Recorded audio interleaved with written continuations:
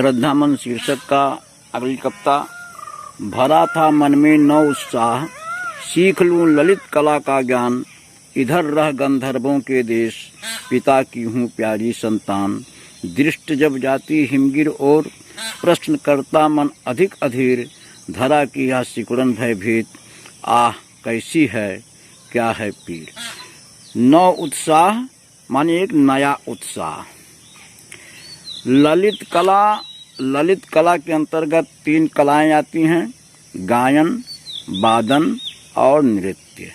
ज्ञान माने जानकारी करना, दृष्टि माने निगाह, हिमगिरि माने हिमालय पर्वत, अधीर माने बेचैन, पीर माने पीड़ा।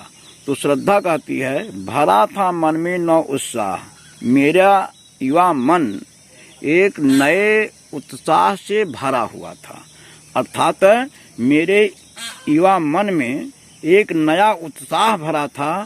सीख लूं ललित कला का ज्ञान, कि मैं ललित कला का ज्ञान सीखूं। इधर रह गंधर्वों के देश, इसीलिए इन्हीं कलाओं को सीखने के लिए मैं गंधर्वों के देश में निवास कर रही हूँ। पिता की हूँ प्यारी संतान, और मैं अपने पिता की अत्यंत प्यारी संतान हूँ। तो फिर से देखें, श्रद्धा कहती है कि मेरा युवा मन नए उत्साह से परिपूरित है कि मैं ललित कला का ज्ञान सीखूं, और इसी ज्ञान को सीखने के लिए अब मैं गंधर्वों के देश में निवास कर रही हूँ और अपने पिता की अत्यंत प्यारी संतान हूँ। दृष्टि जब जाती हिमगिर ओर, जब मेरी निगाहें इस हिमालय पर्वत की ओर जाती हैं। हिमगिर ओर यानी हिम माने हिमालय, गिर माने पहाड़, दृष्टि माने निगाह। श्रद्धा कहती है कि जब जब मेरी दृष्टि या जब जब मेरी निगाहें इस हिमालय पर्वत की ओर जाती हैं, तो इसके बारे में विस्तार से जानने के लिए मेरे मन में अनेकों प्रश्न उठकर मुझे बेचैन कर देते हैं। धरा की यह सिकुड़न भयभीत, धरती की सिकुड़न के समान भयभीत, मन को भयभीत करने वाले आह कैसी है, इस हिमालय का स्वरूप क्या है पीर, और यहाँ के निवासियों की पीड़ा क्या है। यही प्रश्न लगातार मेरे मन में उठते रहते हैं। बढ़ा मन और चले ये पैर, शैल मालाओं का श्रृंगार। शैल मालाओं अर्थात पर्वत मालाओं, श्रृंगार माने सुंदरता। आँख की भूख मिटी। अब आँख की भूख मिटना या आँख का भूख मिटना एक मुहावरा है, जिसका अर्थ होता है मन की जिज्ञासा शांत होना। संभार माने संपूर्णता या संपन्नता। बढ़ा मन और चले ए पैर। श्रद्धा कहती है, जब मुझे मेरे प्रश्नों का कोई समाधान नहीं मिला, तब मैंने निश्चय किया कि क्यों ना हिमालय क्षेत्र में घूमकर वहाँ के बारे में विस्तार से जाना जाए। बढ़ा मन, और इसी उत्साह में मेरा मन, या इसे ही देखने के लिए मेरे मन का उत्साह बढ़ता गया। शैल मालाओं का श्रृंगार चले ए पैर, और इन पर्वत मालाओं की सुंदरता को देखने के लिए मेरे पैर स्वयं आगे बढ़ गए। आँख की भूख मिटी यह देख, और यहाँ की सुंदरता को देखकर मेरे आँखों की भूख मिट गई। अर्थात मेरे मन में जो यहाँ की सुंदरता को देखने की जिज्ञासा थी, वो शांत हो गई। आह कितना सुंदर संभार, कितना सुंदर है इस हिमालय की संपूर्ण सौंदर्यता। यहाँ देखा, फिर श्रद्धा कहती है, बलि का अन्न भूत हित रत, किसका यह दान। इधर कोई है अभी सजीव, ऐसा हुआ मन में अनुमान। अब देखिए, यहाँ देखा कुछ बलि का अन्न। अब बलि का अन्न का तात्पर्य है कि गृहस्थों द्वारा पशु पक्षियों के भरण पोषण के लिए अपने भोजन से निकाले गए कुछ दाने भूत हित रत प्राणियों की रक्षा में या प्राणियों के कल्याण के लिए, सजीव माने जीवित, अनुमान लगाना। यहाँ देखा कुछ बल का अन्न, श्रद्धा कहती है, यहाँ आकर मैंने देखा कि गृहस्थों द्वारा संसार के प्राणियों के भरण पोषण के लिए अपने भोजन से निकाले गए दाने, कुछ दाने बिखरे पड़े हैं। किसका यह दान? तो मैंने सोचा ये अन्न के दाने इस निर्जन प्रांत में कहाँ से आए, किसके द्वारा दान किया गया है। इधर कोई है अभी सजीव, ऐसा हुआ ऐसा मन में अनुमान। तो इन अन्न के दानों को देखकर मैंने अपने मन में अनुमान लगाया कि निश्चित ही यहाँ आसपास कोई जीवित मनुष्य रहता है। और कहती है कि उसी को खोजते खोजते मैं आप तक पहुंची हूँ। तो फिर से देखा, यहाँ देखा, श्रद्धा कहती यहाँ आकर मैंने देखा कुछ बलिका अन्न भूत रत हित कि प्राणियों के भरण पोषण के लिए गृहस्थों द्वारा कुछ अन्न के दाने बिखेरे गए हैं।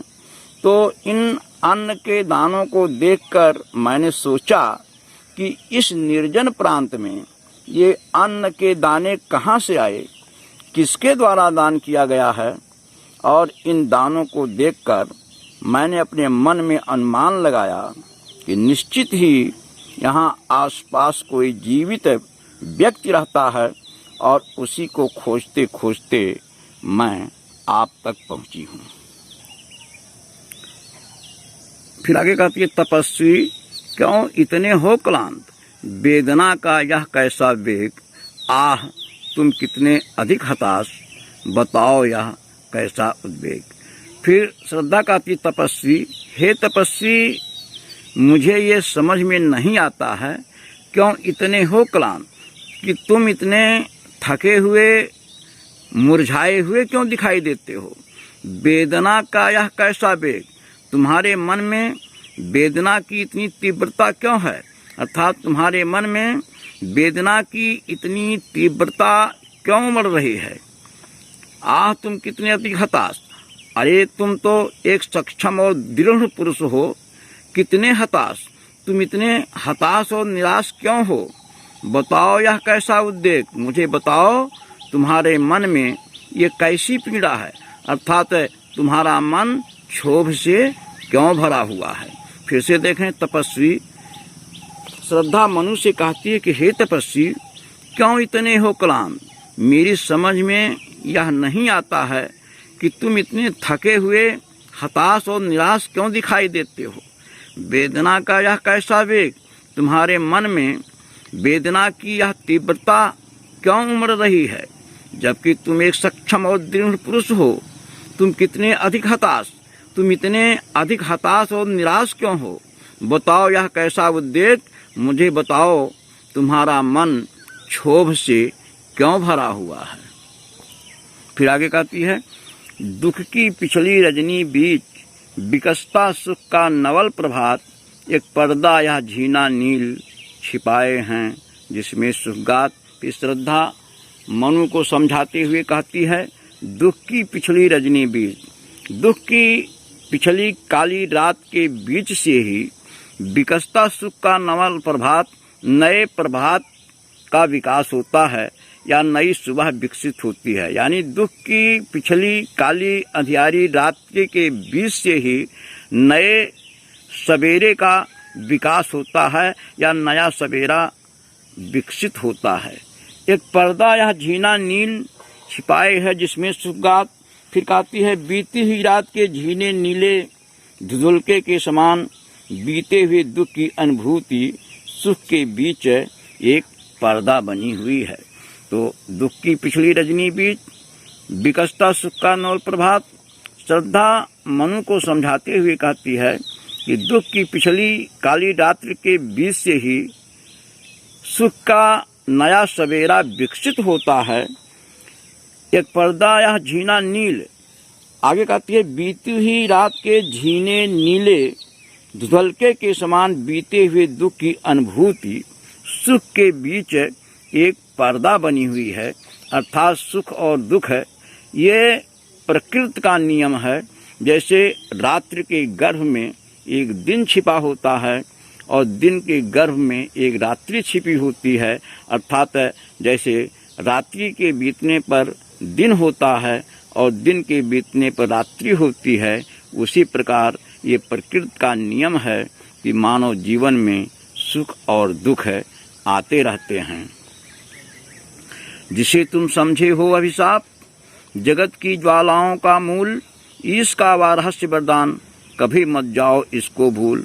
फिर कहती है कि जिसे तुम समझे हो अभिशाप, अरे जिस दुख को तुम एक अभिशाप समझते हो, जगत की ज्वालाओं का मूल और संसार की पीड़ाओं का कारण समझते हो। कहने का भाव है, श्रद्धा मनु से कहती है कि जिस दुख को तुम एक अभिशाप समझ बैठे हो या जिस दुख को तुम एक शाप समझते हो, जगत की ज्वालाओं का मूल और उसी दुख को संसार की पीड़ाओं का कारण समझते हो, इसका वह रहस्य वरदान, वह ईश्वर द्वारा दिया हुआ एक रहस्यमयी वरदान है।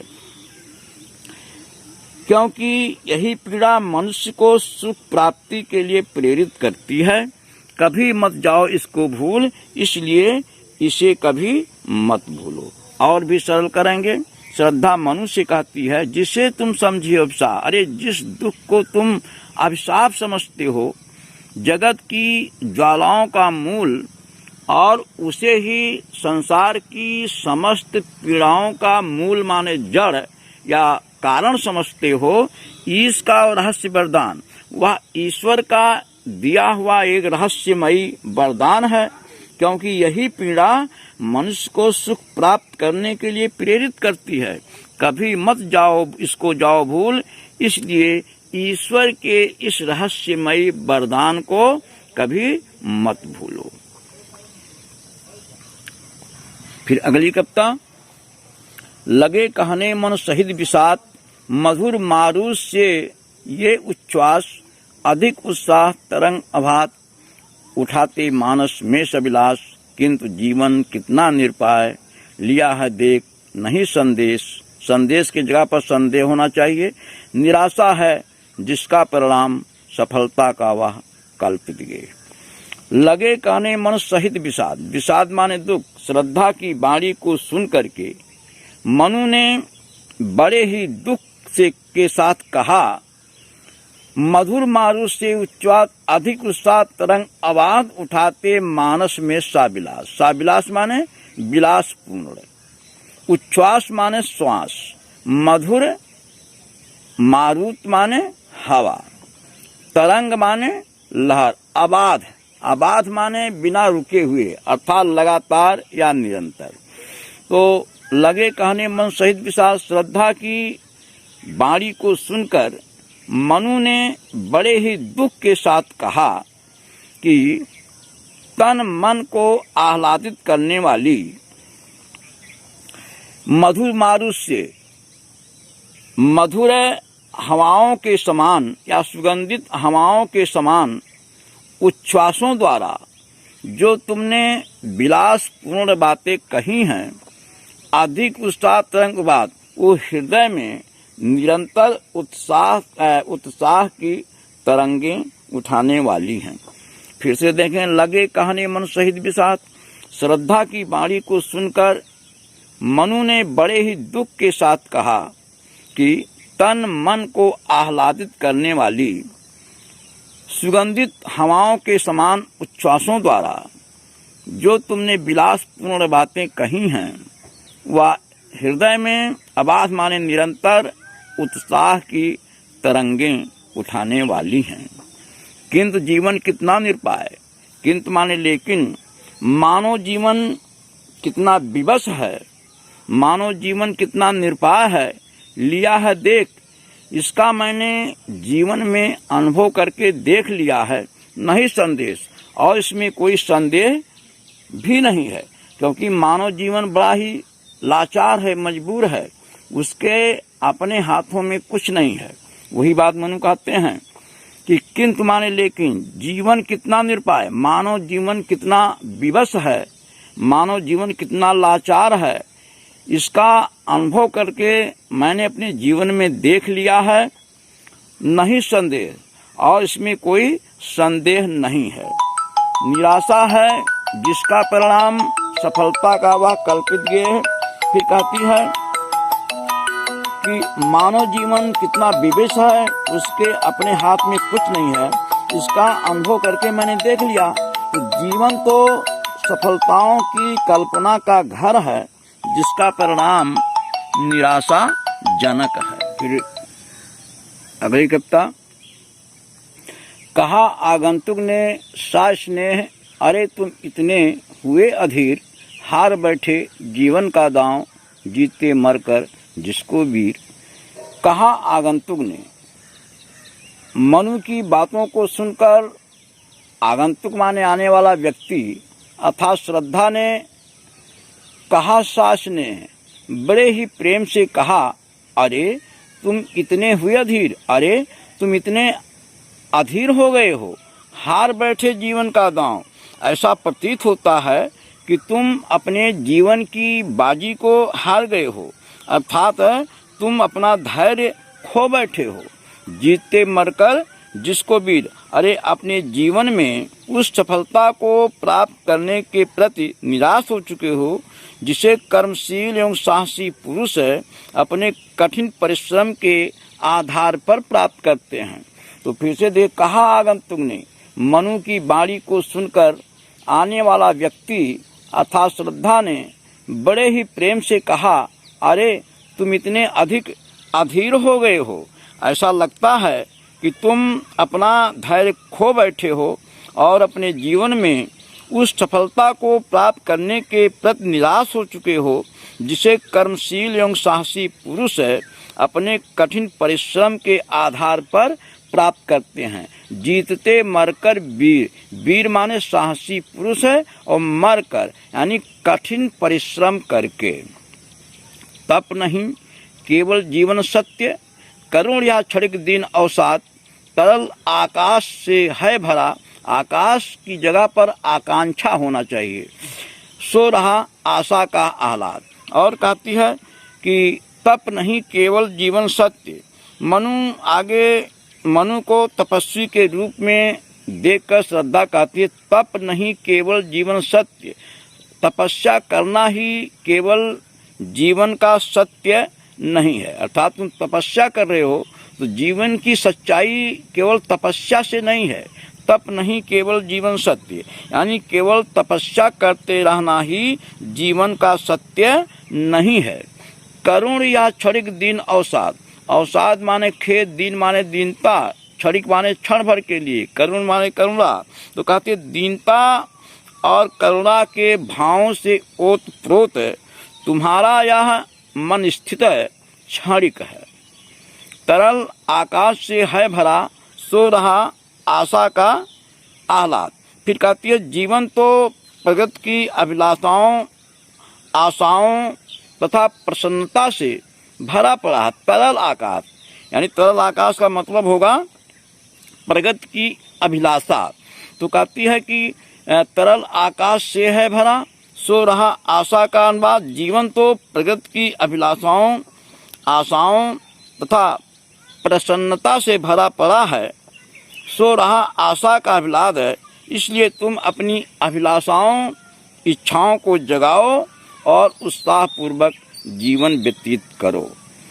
तो और भी सरल करेंगे, तप नहीं केवल जीवन सत्य। श्रद्धा मनुष्य कहती है कि तपस्या ही जीवन का सत्य नहीं है। करुण या क्षणिक दिन अवसाद, यह दीनता और करुणा के भाव से ओतप्रोत है, तुम्हारी यह मन स्थित क्षणिक है। तरल आकाश से भरा है, सो रहा आशा का अभिलाष। जीवन तो प्रगति की अभिलाषाओं, आशाओं और प्रसन्नता से भरा पड़ा है, इसलिए तुम अपनी अभिलाषाओं और इच्छाओं को जगाओ तथा उत्साह पूर्वक जीवन व्यतीत करो। प्रकृति के यवन का श्रृंगार करेंगे कभी न बासी फूल, मिलकर वे जाकर अतिशीघ्र आह उत्सुक है उनकी धूल। अब आगे कहती है प्रकृति के यवन का श्रृंगार। अब इसमें श्रद्धा मनु को समझाते हुए कहती है कि हे तपस्वी, प्रकृति के यवन का श्रृंगार, जो प्रकृति रूपी नायिका है वह अपने यवन का श्रृंगार बासी फूल का मतलब मुरझाए हुए फूल। तो कहती है कि हे तपस्वी, प्रकृति रूपी नायिका अपने यवन का श्रृंगार कभी बासी और मुरझाए फूलों से नहीं करती है, अर्थात प्रकृति के यवन का श्रृंगार कभी बासी और मुरझाए हुए फूलों से नहीं होता है। उसमें तो नित्य नवीनता चाहिए। वो नए नए फूलों से अपना श्रृंगार करती है। मिलेंगे वे जाकर अतिशीघ्र, वे बासी और मुरझाए हुए फूल अतिशीघ्र जाकर मिट्टी में मिल जाएंगे। उत्सुक है उनकी धूल, और धूल भी उन्हें अपने में मिलाने के लिए उत्सुक है। कहने का तात्पर्य है कि सृष्टि या प्रकृति की सुंदरता के लिए नित्य नवीनता की आवश्यकता होती है। जिस प्रकार पुराने फूल झड़ते हैं तो नए आते हैं, उसी प्रकार जब सृष्टि पुरानी पड़ जाती है तो उसके स्थान पर नए सृष्टि की रचना होती है। इसलिए पिछली बातों से दुखी ना होकर नए के स्वागत के लिए तैयार रहना चाहिए। इसलिए तुम अपनी इच्छाओं कामनाओं को जगाओ और उत्साहपूर्वक जीवन व्यतीत करो। फिर आगे कहती है, एक तुम यह विस्तृत भूखंड, प्रकृति वैभव से भरा अमंद, कर्म का भोग, भोग का कर्म, यही जड़ का चेतन आनंद। फिर आगे श्रद्धा कहती है, एक तुम, अरे एक तुम हो जो हताश और निराश होकर बैठे हो, अर्थात हताशा और निराशा का लबादा ओढ़ करके बैठे हो। यह विस्तृत भूखंड प्रकृति वैभव से भरा अमंद, प्रकृति वैभव से भरा, अमंद माने परिश्रमी। तो प्रकृति वैभव यानी प्राकृतिक वैभव से, प्राकृतिक संपदा से, विस्तृत माने विशाल, भूखंड माने धरती। तो श्रद्धा मनु को समझाते हुए कहती है कि एक तुम, अरे एक तुम हो जो हताशा और निराशा का लबादा ओढ़े बैठे हो, अर्थात हताश और निराश होकर के बैठे हो। यह विस्तृत भूखंड प्रकृति वैभव से, देखो ये विशाल धरती प्राकृतिक संपदाओं से भरी पड़ी है जो तुम्हारे ही उपभोग के लिए है। इसका उपभोग करो। कर्म का भोग और आनंद, आनंद माने कठोर परिश्रम और कर्म के द्वारा इस प्राकृतिक संपदाओं का उपभोग करो। ये तुम्हारे लिए ही है। कर्म का भोग, भोग का कर्म। और बताती है कर्म का भोग, भोग का कर्म। मानो इस जीवन में अपने पूर्व जन्मों में किए पूर्ण कर्मों के फलस्वरूप, यानी कर्म का भोग पूर्व जन्म में किए अपने कर्मों के अनुसार इस जन्म में भोग करते हैं। और भोग का कर्म और अगले जन्म के भोग के लिए इस जन्म में सद्कर्मों का संचय करते हैं। और यही प्रकृति भी कर रही है। यही जड़ का चेतन आनंद, यही प्रकृति भी कर रही है। देखिए जो प्रकृति है, वृक्ष हैं, ये बिना किसी स्वार्थ के आनंद मना रहे हैं, अर्थात बिना किसी स्वार्थ के फल फूल रहे हैं। इसमें उसका अपना कोई स्वार्थ नहीं है। यही जड़ का चेतन आनंद है, यही जड़ का चेतन आनंद है। तो फिर से देखिए, एक तुम यह विस्तृत भूखंड प्रकृति वैभव से भरा अमंद, कर्म का भोग, भोग का कर्म, यही जड़ का चेतन आनंद। श्रद्धा कहती संसार में सभी जड़ चेतन आनंद से परिपूर्ण हैं। और एक तुम हो जो जीवन से हताश और निराश होकर बैठे हो, अर्थात हताशा और निराशा का लबादा ओढ़े बैठे हो। देखो यह प्राकृतिक संपदाओं से भरी हुई पृथ्वी तुम्हारे उपभोग के लिए ही तो है। तुम अपने कर्म और कठोर परिश्रम से संपूर्ण प्राकृतिक संपदाओं का उपभोग कर सकते हो। इस जीवन में मनुष्य अपने पूर्व जन्मों में किए गए पुण्य कर्मों के फलस्वरूप इस धरती पर प्राकृतिक वैभव का उपभोग करता है और आगामी जन्मों के उपभोग के लिए इस जीवन में सत्कर्मों का संचय करता है और प्रकृति भी यही कर रही है। तभी तो चेतन मनुष्यों की तरह जड़ वृक्ष भी बिना किसी स्वार्थ के फल फूल रहे हैं। यही जड़ प्रकृति का चेतन आनंद है। फिर अगली कविता, अकेले तुम कैसे असहाय यजन कर सकते, तुच्छ विचार तपस्वी आकर्षण से हीन कर सके नहीं आत्म विस्तार। समर्पण लो सेवा का सार, सजल संस्कृत का यह पतवार। आज से यह जीवन उत्सर्ग, इसी पद तल में विगत विकार। असहाय माने असहाय होना, मजबूर होना। यजन माने यज्ञ, तुच्छ विचार यानी छोटी सोच। आत्म विस्तार माने आत्मा का विस्तार करना। समर्पण यानी स्वयं को समर्पित कर देना। सजल जल से डूबा हुआ यानी जलमग्न। संस्कृत माने संसार। उत्सर्ग उत्सर्ग करना या न्यौछावर कर देना। विगत माने पिछला। विकार माने दोष। पद माने पैर, तल माने नीचे। फिर आगे श्रद्धा कहती है, अकेले तुम कैसे असहाय यजन कर सकते, तुच्छ विचार। कहती तुम कहते हो कि मैं संसार में अकेला और असहाय हूँ। अकेले तुम कैसे असहाय।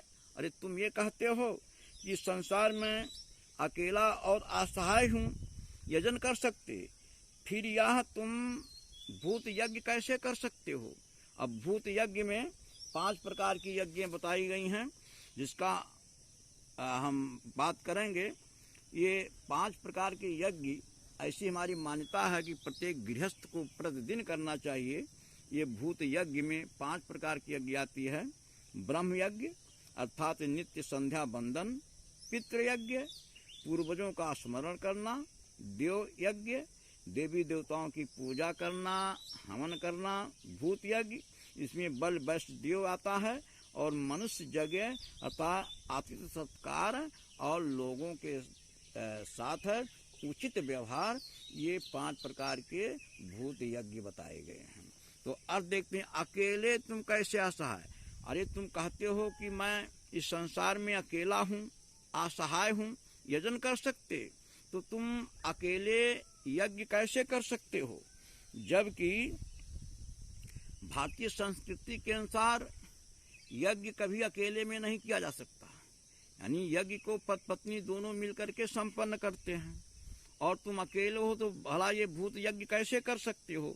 यही बात श्रद्धा मनु को समझाते हुए कहती है कि तुम यह कहते हो कि मैं संसार में अकेला और असहाय हूँ, फिर तुम अकेले यह भूत यज्ञ कैसे कर सकते हो। क्योंकि भारतीय संस्कृति के अनुसार प्रत्येक गृहस्थ को प्रतिदिन 5 यज्ञ अनिवार्य रूप से करना चाहिए। यज्ञ अकेले नहीं किया जाता, बल्कि पति पत्नी दोनों मिलकर यज्ञ करते हैं। यदि तुम इस यज्ञ को अपना कर्तव्य समझते हो, समझाती है, कहती है तुम यज्ञ करना ही अपना कर्तव्य मानते हो, समझते हो, तो मुझे पत्नी के रूप में स्वीकार करके विधि विधान से यज्ञ संपन्न करो। तुम्हें अकेले यज्ञ करने का कोई अधिकार नहीं है। इस तरह से श्रद्धा मनु को समझाती है। और तुम अपने को असहाय मानते हो। तुम्हारा यह मानना तुम्हारी छोटी मानसिकता का प्रतीक है, अर्थात तुम्हारी सोच बहुत छोटी है। तपस्वी आकर्षण से हीन कर सके नहीं आत्मविस्तार। और इसलिए फिर आगे कहती है कि तुमने इस संसार को आकर्षणहीन मानकर या सारहीन मानकर अपने को जीवन से विरत कर लिया है, यह ठीक नहीं है। इसका मतलब यह है या इसका अर्थ यह है कि तुमने अपनी आत्मा का पूरी तरह से विस्तार नहीं किया है। अर्थात तुमने अभी तक स्वयं को आत्म केंद्रित ही बनाए रखा है, जबकि जीवन को या जीवन की सार्थकता आत्म को भूलकर पर केंद्रित करने में ही है। श्रद्धा के कहने का भाव है कि तुमने केवल आत्म कल्याण के लिए जीवन से विरत होकर या तपस्वी जीवन चुना है, जबकि व्यक्ति को पर कल्याण के लिए अपने जीवन को समर्पित करना चाहिए। इस प्रकार से श्रद्धा ने मनु को समझाने का प्रयास किया है। आगे कहती है, समर्पण लो सेवा का सार, सचल संस्कृत यह पतवार, आज से यह जीवन उत्सर्ग, इसी पदतल में विगत विकार। फिर आगे श्रद्धा मनु से कहती है कि समर्पण लो, तो मानव सेवा के लिए या मानवता के कल्याण के लिए समर्पण लो। मैं अपने को तुम्हें समर्पित करती हूँ और मेरा समर्पण तुम स्वीकार करो। सेवा का सार, सजल संस्कृत का यह पतवार, तो कहती है मेरा समर्पण तुम स्वीकार करो और मैं तुम्हारी जीवन संगिनी बनकर तुम्हारे साथ साथ मानवता की भी सेवा करना चाहती हूँ और मेरी यह सेवा भावना सजल संस्कृत जल मग्न संसार के लिए पतवार का काम करेगी। अर्थात यह तुम यज्ञ करना ही अपना कर्तव्य समझते हो तो मुझे अपनी पत्नी के रूप में स्वीकार करो। मैं तुम्हारी जीवन संगिनी बनकर मानवता की सेवा के साथ साथ तुम्हारी भी सेवा करूंगी और मेरी यह सेवा भावना जल मग्न संसार के लिए पतवार का काम करेगी। आज से यह जीवन उत्सर्ग इसी पद तल में, और आज से मैं अपना जीवन तुम्हारे चरणों में अर्पित करती हूँ, तुम्हारे चरणों में समर्पित करती हूँ। विगत विकार, और विगत विकार मान ले होता है पिछली बुराइयां या पिछला दोष। तो आगे कहती है कि आज से पहले आप में चाहे जितनी बुराइयां हों, चाहे जितने दोष रहे हों, इसका मुझे कोई लेना देना नहीं है, यानी इसका मेरे जीवन पर कोई प्रभाव नहीं पड़ेगा और मैं अपने विचार पर अडिग रहूंगी।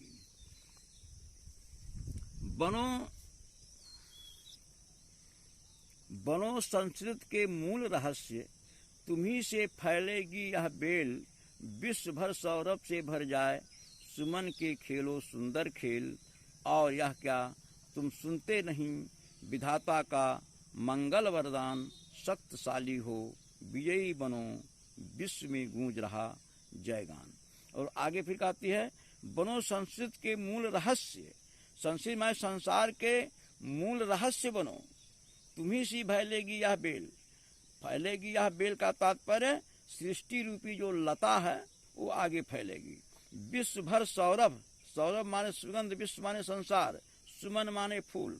तो आगे श्रद्धा मनु को समझाते हुए कहती है, आप मेरे इस समर्पण को स्वीकार करके, अर्थात जो अपने को समर्पित कर रही है, तो मनु श्रद्धा को प्रेरित करते हुए कहती है, समझाते हुए कहती है कि आप मेरे समर्पण को स्वीकार करके सृष्टि के क्रम को निरंतर जारी रखते हुए जीवन मरण के मूल रहस्यों का कारण बनो या मूल रहस्य को जानने वाले बनो।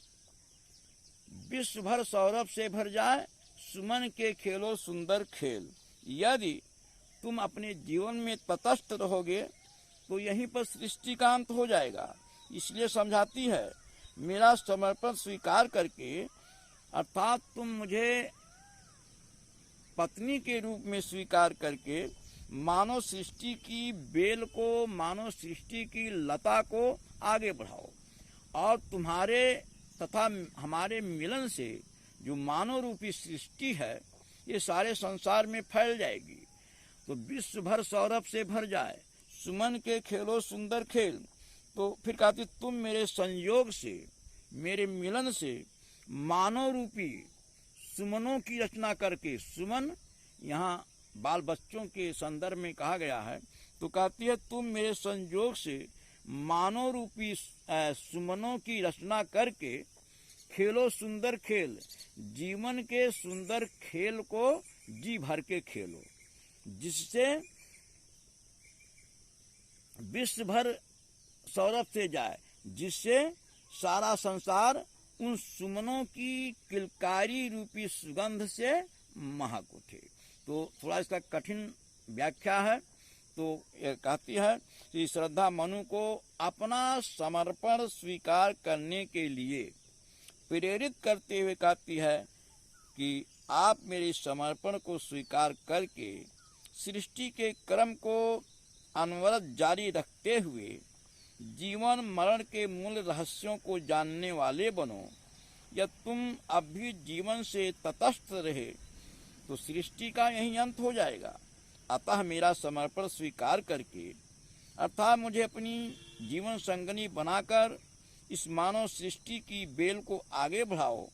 तुम मेरे संयोग से मानव रूपी सुमनों की रचना करके जीवन के सुंदर खेल को जी भर खेलो, जिससे सारा संसार उन सुमनों की किलकारी रूपी सुगंध से महक उठे। फिर आगे कहती है,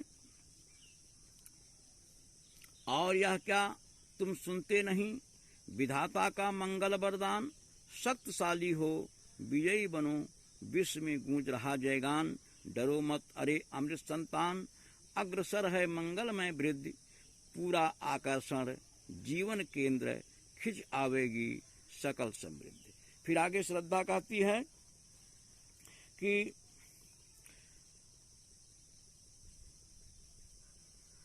और यह क्या तुम सुनते नहीं, विधाता का मंगल वरदान, कहती है कि आपने इस सृष्टि की रचना करने वाले उस विधाता का मंगलमयी वरदान नहीं सुना। और क्या तुम सुनते रही विधाता का मंगल वरदान, क्या तुमने विधाता के मंगलमयी वरदान को, कल्याणकारी वरदान को नहीं सुना। शक्तिशाली हो, अरे विधाता ने कहा है या उसने कहा शक्तिशाली हो, शक्तिशाली बनकर विजयी बनो, यानी शक्तिशाली हो विजयी बनो, शक्तिशाली बन करके विजय प्राप्त करो। विश्व में गूंज रहा गान, विधाता का यही विजय गान आज सारे संसार में, सारे विश्व में गूंज रहा है। तो एक बार फिर से देखें, श्रद्धा मनु से कहती है कि क्या आपने इस सृष्टि की रचना करने वाले उस विधाता का वह कल्याणकारी वरदान नहीं सुना, जिसमें उन्होंने कहा है कि शक्तिशाली बनकर विजय प्राप्त करो। विधाता का यही विजय गान आज सारे संसार में गूंज रहा है। डरो मत अरे अमृत संतान। फिर श्रद्धा आगे कहती है, अमृत संतान यानी देवपुत्र। मनु एक साधारण मानव नहीं थे, देवपुत्र थे, इसलिए उसने कहा है अमृत संतान। यानी श्रद्धा कहती है कि हे देवपुत्र मनु, अग्रसर है मंगलमय वृत्त, आप इस नवीन सृष्टि का विकास करने के लिए तैयार हो जाओ। जो नवीन सृष्टि है अर्थात नवीन सृष्टि की रचना के लिए, नवीन सृष्टि का विकास करने के लिए तैयार हो जाओ। डरो मत, आप किसी भी प्रकार से भयभीत मत हो, यानी डरो मत अरे अमृत संतान, हे देवपुत्र मनु, तुम सृष्टि की रचना के लिए तैयार हो जाओ। डरो मत, तुम किसी भी प्रकार से भयभीत ना हो। अग्रसर है मंगलमय वृद्ध, और मंगलमय माने कल्याणकारी, क्योंकि कल्याणकारी वृद्धि माने उन्नति, क्योंकि कल्याणकारी उन्नति अग्रसर है अर्थात आपके सामने उपस्थित है। कहने का भाव है कि श्रद्धा कहती है जो आपका भविष्य है वो मंगलमय है। पूरा आकर्षण जीवन केंद्र, आपका जीवन केंद्र आकर्षण से भरा हुआ, पूर्ण माने भरा हुआ, आकर्षण जीवन केंद्र, आपका संपूर्ण जीवन केंद्र या आपका पूरा जीवन केंद्र आकर्षण से भरा हुआ है। खिंच आवेगी सकल समृद्ध है, इसलिए इस धरती की संपूर्ण सुख संपन्नता और वैभव आपके सामने स्वयं खिंचती हुई चली आएगी। तो श्रद्धा कहती है कि हे देवपुत्र, आप इस नए सृष्टि का विकास करने के लिए तैयार हो जाओ। इसमें आप किसी भी प्रकार का शंका मत करो अथवा भयभीत ना हो, क्योंकि कल्याणकारी जो उन्नति है वो आपके सम्मुख उपस्थित है, अग्रसर है, अर्थात आपका भविष्य मंगलमय है। हे मन पुत्र, आपका जीवन केंद्र आकर्षण से भरा हुआ है, इसलिए संपूर्ण सुख संपन्नता और संपदा आपके सम्मुख स्वयं या स्वयं उपस्थित हो जाएंगे। फिर आगे कहती है, विधाता की कल्याणी सृष्टि सफल हो इस भूतल पर पूर्ण, पटे सागर बिखरे ग्रह पुंज और ज्वालामुखियां हो चूर्ण, उन्हें चिंगारी सदृश सदर कुचलती रहे खड़ी सानंद, आज से मानवता के कीट अनिल भू जल में न रहे न बंद। आगे कहती है, विधाता की कल्याणकारी सृष्टि सफल हो इस भूतल पर पूर्ण। श्रद्धा मनुष्य कहती है कि तुम एक नए उत्साह से भरकर अपने कर्तव्यों का निर्वाहन करो, अपने कर्तव्यों का पालन करो, जिससे विधाता की कल्याणकारी सृष्टि, जिससे विधाता की सर्वोत्तम कही जाने वाली कल्याणकारी सृष्टि सफल हो इस धरती भूतल पर, इस धरती पर, इस भूतल पर सफल हो जाए। पटे सागर बिखरे ग्रह पुंज और ज्वालामुखियां हो चूर्ण, अर्थात श्रद्धा के कहने का आशय है कि वो मनुष्य कहती है, तुम नवीन या नए उत्साह से भरकर अपने कर्तव्यों का निर्वाह करो, जिससे विधाता की सर्वोत्तम कही जाने वाली तथा समस्त संसार का कल्याण करने वाली मानव सृष्टि अपनी वंश वृद्धि में सफल होकर इस धरती पर पूर्णता को प्राप्त करे। पटे सागर फिर कहती, तुम्हारे सार्थक प्रयासों और कठोर श्रम से पटे सागर, ये उफनते हुए सागर या उफनते हुए समुद्र पट जाएंगे। बिखरे ग्रह पुंज, ग्रह नक्षत्र बिखर जाएंगे, बिखरे ग्रह पुंज और ये ग्रह नक्षत्र टूट टूट कर चारों तरफ बिखर जाएंगे और ज्वालामुखियां हो चूर्ण, और महाविनाश बरपाने वाली ये ज्वालामुखी चूर्ण चूर्ण होकर के हमेशा हमेशा के लिए शांति हो जाएंगी। उन्हें चिंगारी सदृश सदर्प कुचलती रहे खड़ी सानंद, आज से मानवता के कीट अनिल भू जल में रहे न बंद।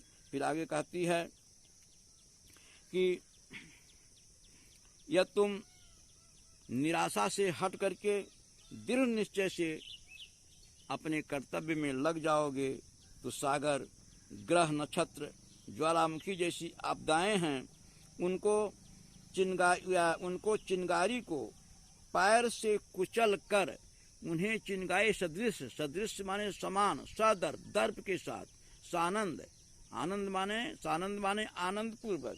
वो आगे कहती है कि उनको चिंगारी को पैरों से कुचल कर नष्ट कर देने के समान मानवता इन पर विजय प्राप्त करके आज से मानवता की कीर्त, इन सब पर मानवता विजय प्राप्त करके स्वयं पर दर्प, सादर्प यानी स्वयं पर दर्प करती हुई, गर्व करती हुई दिखाई देगी। अनिल भू जल में रहे न बंद, और आज के बाद अनिल माने हवा, पृथ्वी और जल जैसे प्राकृतिक तत्व मानवता की कीर्ति को रोक नहीं पाएंगे, अतः हवा, धरती और जल में भी ये कभी बंद नहीं रहेगी या इसको रोक नहीं पाएंगे। तो फिर से देखें इन दो का कि विधाता की कल्याणी से सफल हो इस भूतल पर पूर्ण, पटे सागर, बिखरे ग्रह पुंज और ज्वालामुखियां हो चूर्ण। थोड़ा कठिन शब्दार्थ हैं। श्रद्धा मनुष्य कहती है कि तुम नए उत्साह से भर करके अपने कर्तव्य का पालन करो, जिससे विधाता की सर्वोत्तम कही जाने वाली तथा समस्त संसार का कल्याण करने वाली मानव सृष्टि अपनी वंश वृद्धि में सफल होकर इस धरती पर पूर्णता को प्राप्त करे। तुम्हारे प्रयास और कठोर श्रम से उफनते समुद्र तट पड़ जाएंगे, ग्रह नक्षत्र टूट टूट कर बिखर जाएंगे, ज्वालामुखी चूर्ण चूर्ण होकर के हमेशा के लिए शांत हो जाएगी। तुम निराशा त्याग कर दृढ़ निश्चय से अपने कर्मों में लग जाओ तो सागर, ग्रह नक्षत्र, ज्वालामुखियाँ जैसी आपदाएं उनको चिंगारी के समान कुचल कर नष्ट कर देने वाले मानवता इन पर विजय प्राप्त करके स्वयं पर दर्प करती हुई आनंद मनाती हुई दिखाई देगी। और आज के बाद हवा, पृथ्वी, जल जैसे प्राकृतिक तत्व मानवता की फैलती हुई कीर्ति को कभी रोक नहीं पाएंगे।